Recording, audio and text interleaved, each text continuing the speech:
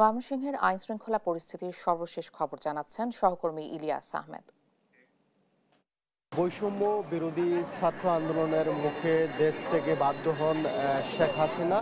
তারপর আমরা লক্ষ্য করেছি যে আইন শৃঙ্খলা বাহিনী কিছুটা কিন্তু নিষ্ক্রিয় হয়ে পড়ে এবং সড়কে কিন্তু আবারও দায়িত্ব নেয় শিক্ষার্থী সহ স্বেচ্ছাসেবী সংগঠনের সদস্য যারা আছেন তারা কিন্তু দায়িত্ব নেয়। গত 6 দিন ধরে আমরা কিন্তু দেখেছি মহাসড়কে সাধারণ শিক্ষার্থী যারা আছেন তারা কিন্তু দায়িত্ব পালন করছেন এবং তারা কিন্তু সাধারণত ট্রাফিক নিয়ন্ত্রণের পাশাপাশি সড়কে যেন শৃঙ্খলা ফিরে আসে সেই লক্ষ্যে তারা কিন্তু কাজ করছেন। আমি এখন রয়েছি ময়মনসিংহ নগরীর নতুন বাজার এলাকায় রয়েছে, পরিস্থিতি সেটি কিন্তু অনেকটাই স্বাভাবিক রয়েছে। এছাড়াও সেনাবাহিনীর যে টহল সেটিও কিন্তু অনেকটাই জোরদার রয়েছে এবং সাধারণ শিক্ষার্থীরা বলছেন যে যতদিন পর্যন্ত না সড়কে শৃঙ্খলা ফিরবে ততদিন পর্যন্ত তারা তাদের যে কার্যক্রম সেটি কিন্তু অব্যাহত রাখবেন সেই বিষয়টি বলছিলেন এবং তারা সড়কে এবং বাজারে এবং অন্যান্য স্থানে শৃঙ্খলা ফেরানোর জন্য তাদের যে কার্যক্রম সেটি কিন্তু তারা